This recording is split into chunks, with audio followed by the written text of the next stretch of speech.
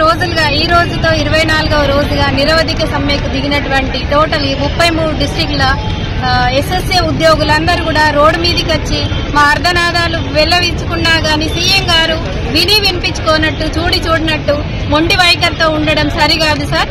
మీరిచ్చిన హామీనే మేము అడుగుతున్నాం, వేరేదేమో అడగట్లేదు. గొంతెమ్మ కోరికలు కావు, మేము అడిగేది న్యాయమైన డిమాండ్. గత 20 సంవత్సరాలుగా దీంట్లో పనిచేస్తున్నటువంటి వాళ్ళమున్నాము. ఏజ్ రిటైర్మెంట్ దగ్గరికి వచ్చిన రిటైర్డ్ అయితే రూపాయి ప్రభుత్వం నుంచి నోచుకొని ఉద్యోగులమున్నాం. చనిపోతే రూపాయి కూడా మన్ను పోయడానికి కూడా లేదు. అలాంటి ప్రభుత్వం మొండి వైఖరి నశించాలి. మేము తెలంగాణ బిడ్డలం కామా, మేము కూడా తెలంగాణ పుట్టినోళ్ళమే. మాకు ఉద్యమాభివందనాలు ఉన్నాయి కాబట్టే మేము ఉద్యమం అనేది స్టార్ట్ చేసినాం. గత 21 రోజులు కూడా ఉద్యమం చేసినాం. మీరు స్పందించలేకపోయినరు. అప్పుడు మాకు మీరు పిసిసి అధ్యక్షుడిగా ఉన్నప్పుడు మాకు హామీ ఇచ్చింది కాబట్టి అదే హామీని మేము అడుగుతున్నాం. చట్టసభల్లో మీరు ఈ హామీని పెట్టి కూడా మాకు రెగ్యులర్ చేయడానికి అవకాశం ఉంటుంది.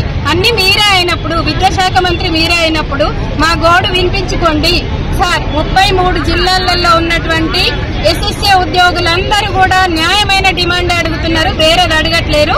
వెంటనే మీరు స్పందించి మాకు చర్చలు అని చెప్పేసి ఇంకా కాలయాపన చేయకండి. పిల్లల జీవితాలు 1,25,000 పిల్లలు రోడ్డుపైకి కూడా వచ్చే అవకాశం ఉంటది. కాబట్టి వాళ్ళని మేము సున్నితంగా మేము ఇక్కడ ధర్నాలో ఉంటూ కూడా వాళ్ళని కాపాడుతున్నాము. అంటే ఆ పిల్లలు ఉన్నారు కాబట్టి ఈరోజు మాకు భవిష్యత్తు ఉంది కాబట్టి మేము పిల్లలకి ఎలాంటి అన్యాయం చేయకుండా మేము ధర్నాకి వచ్చినామంటేనే మీరు ఆలోచించుకోవాలి. ఇది శాంతియుతంగా చేస్తున్నాం, మీరిచ్చిన హామీని పట్టుకొని మేము చేస్తున్నాము. గత ప్రభుత్వం కూడా 10 సంవత్సరాలు మాతో కాలయాపన చేసింది. ఇది సరి అయిన పద్ధతి కాదు. ఏ ప్రభుత్వాలు వచ్చినా ఇలా కాలయాపన చేసుకుంటూ మమ్మల్ని ఎండగొట్టడం అనేది సరి అయిన పద్ధతి కాదు. ఈ నిత్యావసర ధరలు పెరుగుతున్నట్టుగానే అందరికీ ఎలా అయితే జీతం పెంచుతున్నారో మాకు కూడా సరి అయిన సమాన పే స్కేల్ ఇచ్చేసి, అప్పటి వరకు మీకు ఏదన్నా ఆర్థిక భారం ఉంటే పే స్కేల్ ఇవ్వండి. పే స్కేల్ ఇచ్చేసి తర్వాత ఏ రోజు వరకు జీవో తీసుకొస్తారో ఒక నిర్ణయం చేసి ఒక కాపీ రూపంలో మాకు ఇవ్వండి. మేము అడిగేది న్యాయమైన డిమాండ్ కాబట్టి మీరు కూడా అన్నీ తెలుసు, మీ సమగ్ర శిక్ష యొక్క బాధలన్నీ తెలుసు అన్నారు. తెలిసిన వాళ్ళు ఎందుకు స్పందించట్లేదు అని మేము 33 జిల్లాల ఎస్ఎస్ఏ ఉద్యోగుల మీడియా ముఖంగా అడుగుతున్నాం.